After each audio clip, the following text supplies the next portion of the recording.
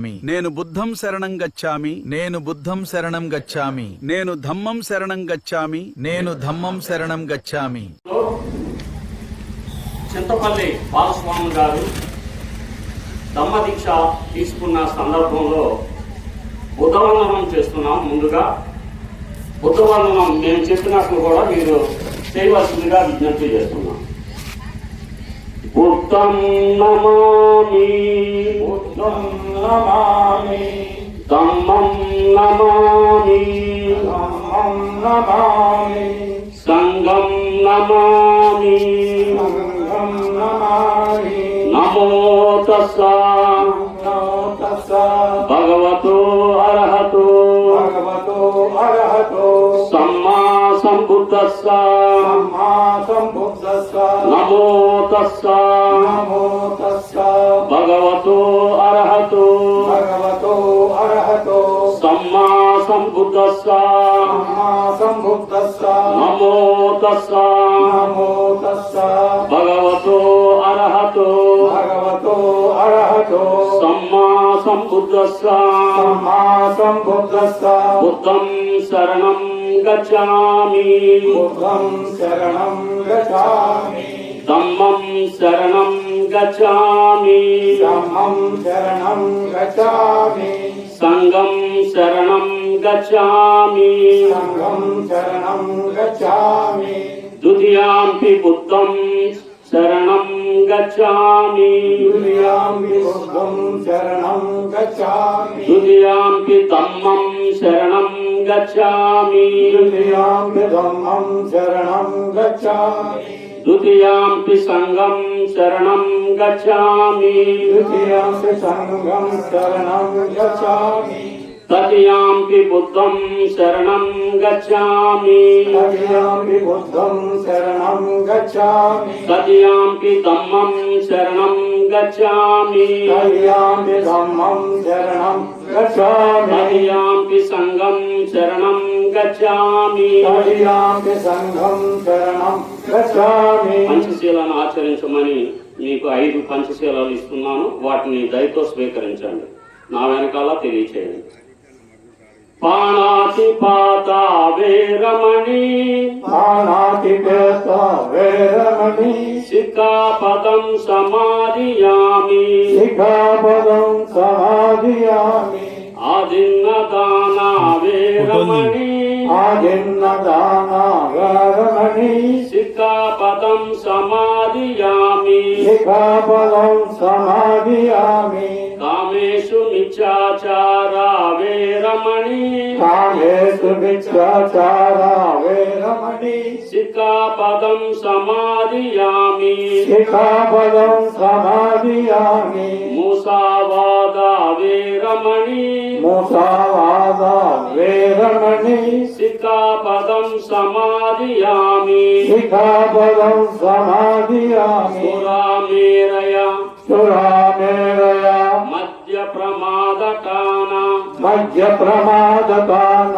వీరమణి, వీరమణి, సిక్కాపదం సమాధియామి, శిఖాపదం సమాధియామి, సాధు సాధు సాధు సాధు సాధు. సాధు. జై బుద్ధ, జై బుద్ధ, జై భీమ్, జై భీమ్, జై భారత్, జై భారత్, జై రాజ్యాంగం. జై రాజ్యాంగం. దయచేసి అందరూ మిత్రులు కూర్చోవలసిందిగా విజ్ఞప్తి చేస్తున్నాను. ఇప్పుడు మనం చేసింది బుద్ధవందనం చేశాం. ఈ బుద్ధవందనం బుద్ధుడు దేవుడు కాదు, కేవలం ఒక మార్గదర్శకుడు. 2500 సంవత్సరం నాటి మరొక బాబాసాహెబ్ అంబేద్కర్.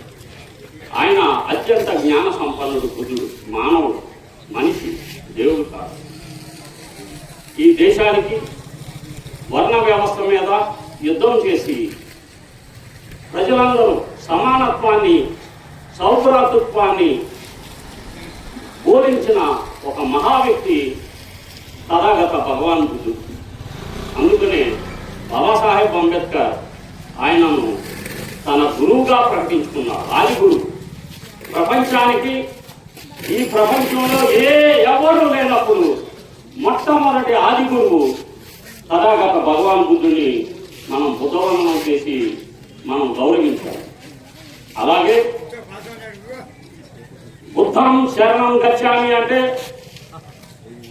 బుద్ధిని శరణం వేడుచున్నాం. బుద్ధి అంటే ఆలోచన, ఎడ్యుకేషన్. వైజ్ఞానికంగా ఆలోచించడమే, బుద్ధిని ఉపయోగించడమే బుద్ధిని శరణం వేడుచున్నాం. రెండవది ధమ్మం శరణం గచ్చామి. ధమ్మం అంటే రాజ్యాంగం. నేను రాజ్యాంగాన్ని శరణం వేడుతున్నాను. ప్రజలందరూ ధమ్మాన్ని, రాజ్యాంగాన్ని నడవలసిన రీతిని చింతపల్లి బాలస్వామి గారు ధమ్మ దీక్ష తీసుకున్నారు. దానికి సంఘం అంతా ఏకీభావం చెంది మీరందరూ ఇక్కడే ఉండండి నా వెనక పక్కన.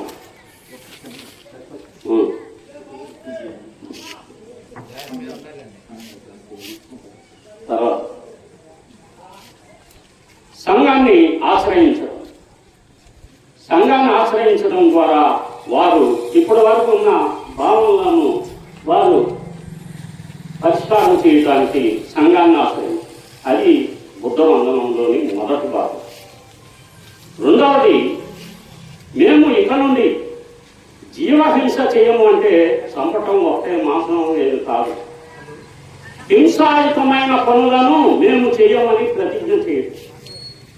మేము మాటలతో కూడా ఎవరిని అవమానపరచము, మా క్రియలతో ఎవరిని చంపము, మా యొక్క పనులతో మేము ఎవరిని బాధించమని చెప్పటం సంఘం ముందు ఇవాళ చింతపల్లి బాలస్వామి గారితో పాటు మనందరం ప్రతిజ్ఞ చేశాం.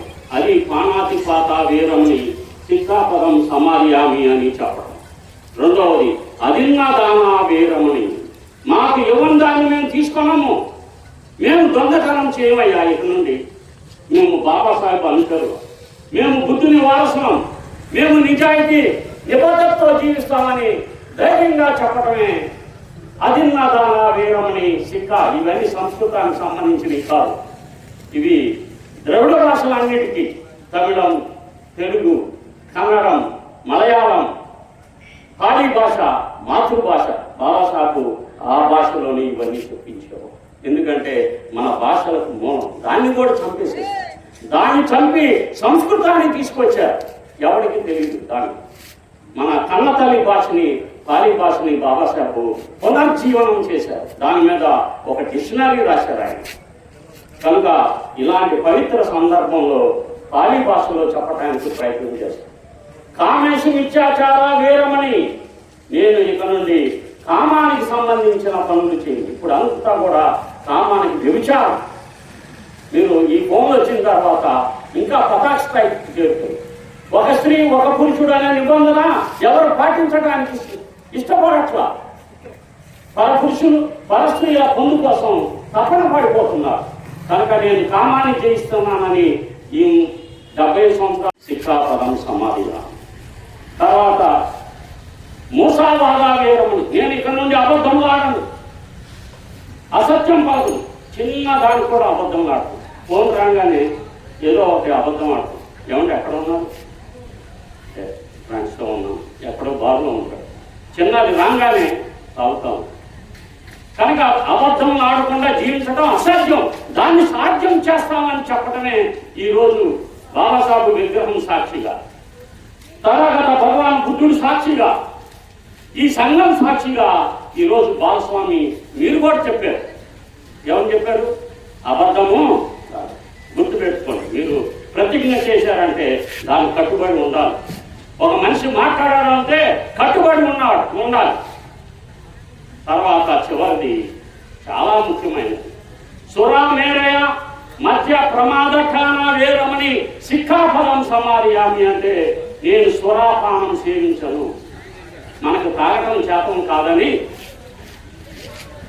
బ్రాహ్మణ వైశ్య క్షత్రియులు దేశానికి వచ్చిన తర్వాత ఆర్యులు మనకి ఇచ్చిన పేర్లు ఏంటంటే మనం అసురులం, తాగటం చేత కాని వారము. ఇప్పుడు మనకు తాగినంతగా ఇంకెవరు తాగటం. మనం తాగటం ప్రభుత్వాలు నడవటం, మనం తాగటం ద్వారానే ఉద్యోగ జీతభత్యాలు రావటం. సురా మేనయ మధ్య మద్యాన్ని మత్తుని కలిగించే ఏ పానీయాన్ని ఏ మత్తు పదార్థాన్ని నేను సేవించను. భగవాన్ బుద్ధుడు అన్నాడు, సమస్త పాపములకు కన్నతల్లి వంటిది మద్యము అన్నాడు.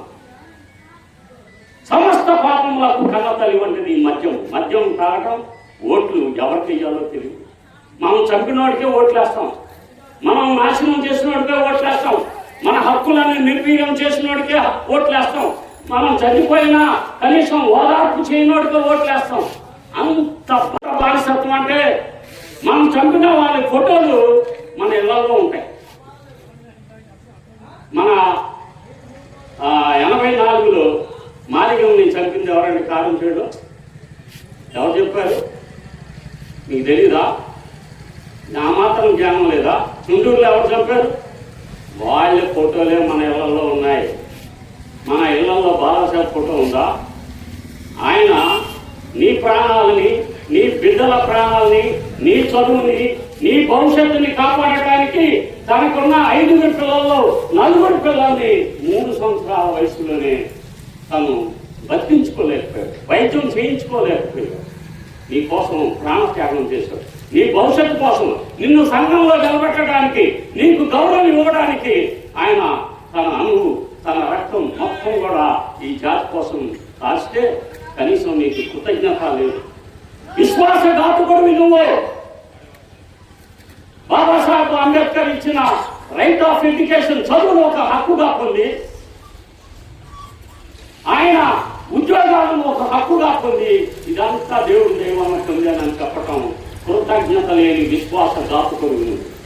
బాబాసాహెబ్ పుణ్యం అంటూ ఈ చదువు వచ్చింది, ఈ హోదా వచ్చింది, ఈ కారు వచ్చింది, ఈ బిల్డింగ్ వచ్చింది, ఈ జీవితానికి గౌరవం వచ్చింది. కుర్చీలో దర్జాగా నిలబడి ధైర్యంగా కాలు మీద కాలేసుకుని నువ్వు కూర్చొని అవకాశం. గతంలో నీ పూర్వీకులు అలా ఉండేవాళ్ళు, మెడలో ముంతా ముడ్డికి చీపుడు ఉండేది. ఇప్పుడు ఉందా నీకు? ఇది ఎవరి పుణ్యం? దేవుడి పుణ్యమా? దేవుడి పుణ్యమా? దయ్యం పుణ్యమా? దేవుళ్ళ? బాబాసాహెబ్ నిజమైన వారసులు అయితే ఆయన చూపిన మార్గంలో ఇప్పటికైనా కళ్ళు తెచ్చాడు బాలస్వామి. అయ్యా, నేను కొన్ని వీడియోలు చూశాను. నేను బాబాసాహెబ్ నన్ను కలిగించేశాను. ఆయన మార్గంలో నేను ఎవరినో తెలియదు ఫోన్ చేశాను. ఎందుకంటే ఇప్పుడు 70 సంవత్సరాలు బౌద్ధం తీసుకోవాల్సిన అవసరమైంది అని చెప్పి అడిగాడు. సార్, నాకు తీసుకున్న తర్వాతనే నేను పరినిర్వాణం చెందాలి, నాకు నా అంతిమ కోరిక బౌద్ధుడిగా చనిపోవాలని చెప్పి ఆయన తీసుకున్న నిర్ణయాన్ని మీరందరూ మీ చప్పట్లతో ఆయనకు స్వాగతం పలుకుతారైనా దీన్ని స్ఫూర్తిగా తీసుకొని, దీన్ని ఒక సందేశంగా భావించి ఈ గ్రామం కూడా బౌద్ధ మార్గంలో నిలబడటానికి బాబాసాహెబ్ జయంతి అంటే డీజేలు పెట్టుకొని డ్యాన్సులు వేసి రిబ్బన్ కట్టుకొని సైలెన్సర్ తీసేసి అవుతాం కదా.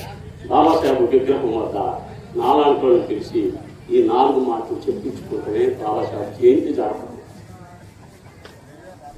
నేను అనేక పుస్తకాలు రాస్తా ఉంటాను, కావాల్సిన కొనుక్కోండి, కొనుక్కోకుండా పర్వాలేదు. కనీసం బాబాసాహెబ్ ఏమన్నారు, ఏం ఆశించారు అంటే నా ప్రజలను ఆయన ఫైనల్గా ఒక సందేశం ఇస్తారు. చనిపోయే ముందు లాస్ట్ ఇంటర్వ్యూ అంటారు. ముకుల్ రాజు గారికి ఇచ్చిన లాస్ట్ ఇంటర్వ్యూలో బాబాసాహెబ్, నీ ఫైనల్, నీ లక్ష్యం ఏంటి? నువ్వేమి ఇంతకాలం బతికావు కదా, నువ్వు ఏం ఆశిస్తున్నావు నీ ప్రజల గురించి అంటే ఆయన చివరికి ఒక మాట, I want to see my people as rulers of this country. నా ప్రజలని నేను పాలకులుగా చూడాలనుకుంటున్నాను. నువ్వు పాలకుడుగా ఎక్కడ? నువ్వు మంత్రి అవ్వచ్చు, లేకపోతే ఎమ్మెల్యే అవ్వచ్చు, లేకపోతే కలెక్టర్ అవ్వచ్చు, ఏమవ్వచ్చు. కానీ ఆడు చెప్పితే చిత్తం బాధ్యత ద్వారా అంటుంది. నీకు సొంతంగా హోమ్ మినిస్టరే కానీ చిన్న కానిస్టేబుల్ని లేకపోతే హోమ్ గార్డ్ని కూడా ట్రాన్స్ఫర్ చేయలేని, ఎలాంటి అధికారం లేని బానిసత్వంలో ఉంటుంది.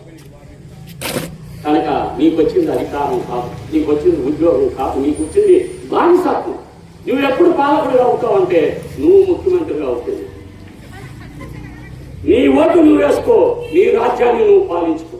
బాబాసాహెబ్ ఫైనాన్స్ మీరు వారం మీద రాసుకోండి, నేను మీకోసం ఓటు హక్కు తీసుకొచ్చాను. ఈ ఓటు హక్కు ద్వారా మీరు పాలకులు అవ్వాలి అని నేను కోరుకుంటున్నాను. ఆయన మిమ్మల్ని రాజులుగా చూడాలనుకుంటే మీరు భిక్షగాలుగా, అడుక్కునేవాళ్ళుగా, ఓటును అమ్ముకునేవాళ్ళుగా చూస్తున్నారు. ఇది కరెక్ట్ కాదని చెప్పి ఒక గొప్ప సందేశాన్ని జాతి కోసం ఇస్తే వినటానికి ఒక్కడు కూడా లేడు. అయినా సరే ఒక్కడి కోసమైనా సరే మేము బాబాసాహెబ్ అనులేము కాబట్టి BSI Buddhist society of India Babasaheb గారే స్వయంగా స్థాపించిన సంస్థ.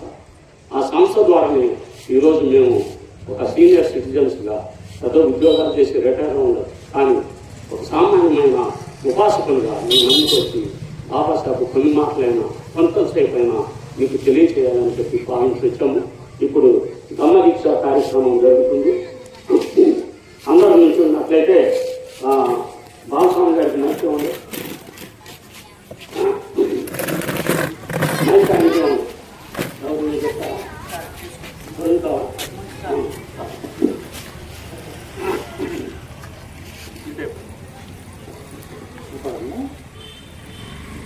కనపడుతున్నాం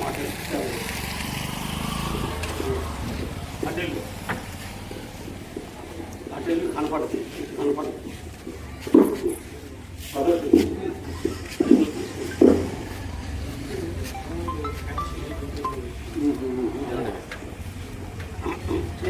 గుడి చెయ్యాలా చెప్పండి. డీజిల్ ఆడదు బండి ఆకైతే మీరు చెప్పాలనుకుంటే మీరు కూడా చెప్పండి అని చెప్పి 22 బౌద్ధ దీక్ష ప్రతిజ్ఞలు ఇప్పుడు మనం చెప్తున్నాం. అందులో 1956లో మహారాష్ట్రలోని నాగపూర్లో అక్టోబర్ 14న బోధిసత్వ డాక్టర్ అంబేద్కర్ బౌద్ధాన్ని సేకరిస్తూ తనతో పాటు లక్షలాది మంది అనుచరుల చేత ఈ క్రింది ప్రతిజ్ఞలు చేయించారు. దీక్షాస్థలిలో శిలాఫలకంపై వివిధ భాషల్లో చెక్కించిన 22 ప్రతిజ్ఞలు. 1. నాకు బ్రహ్మ, విష్ణు, మహేశ్వరులు, క్రీస్తు, అల్లా, ఇతర దేవుళ్ళ పైన నమ్మకం లేదు. అదే ఇంతో చెప్పించాలి నువ్వు. నాకు బ్రహ్మ, విష్ణు, మహేశ్వరులు, క్రీస్తు, అల్లా, ఇతర దేవుళ్ళ పైన నమ్మకం లేదు. నేను వాళ్ళను పూజించను. 2. నాకు రాముని మీద, కృష్ణుని మీద నమ్మకం లేదు. నేను వాళ్ళను పూజించను. నాకు గౌరీ, గణపతి, ఇతర హిందూ దేవతల ఎవరిపైన నమ్మకం లేదు. నేను వాళ్ళను పూజించను. నేను దేవుడి అవతారాలను, సిద్ధాంతాలను నమ్మను కాక నమ్మను. నేను బుద్ధుడిని విష్ణుమూర్తి అవతారమని అసలే నమ్మను. ఇది కుట్రతో కూడిన తప్పుడు ప్రచారం అని నమ్ముతున్నాను.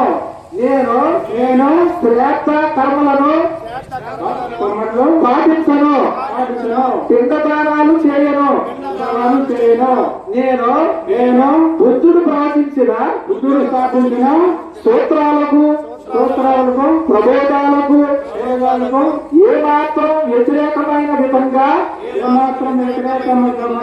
ప్రవర్తించను.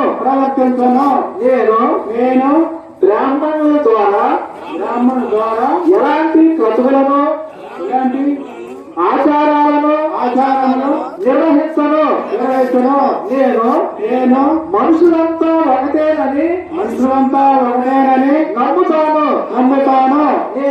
నేను సమానత్వాన్ని సాధించేందుకు వరకు కృషి చేస్తాను. నేను బుద్ధుడు బోధించిన 8 మార్గాన్ని అనుసరిస్తాను. నేను బుద్ధుడు బోధించిన 10 పారామితులను పాటిస్తాను.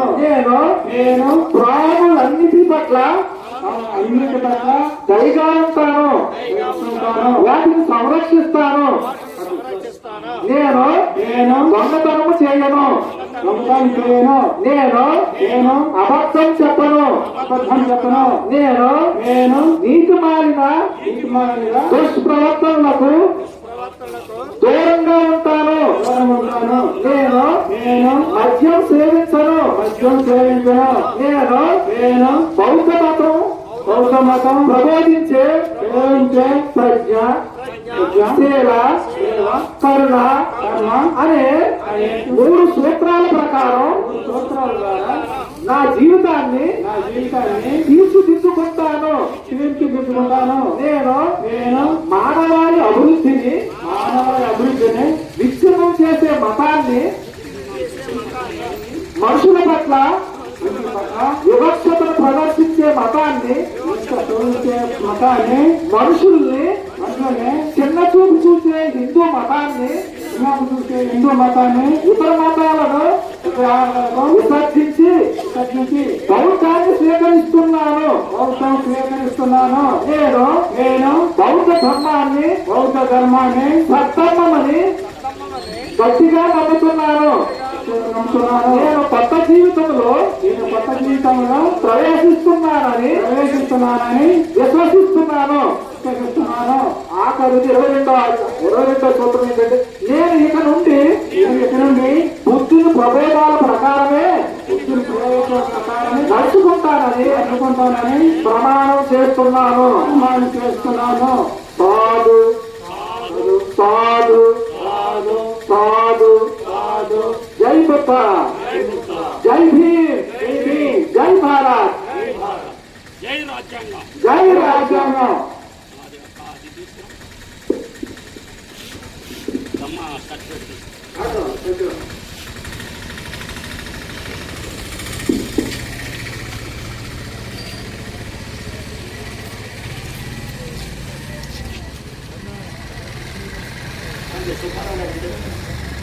బాబు ఫోటో ది అబ్బాయి.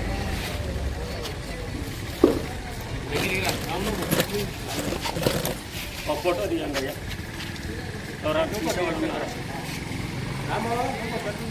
తీస్తాను. ఇది ఇటు లైటింగ్ లైటింగ్ తొందరగా ఇటు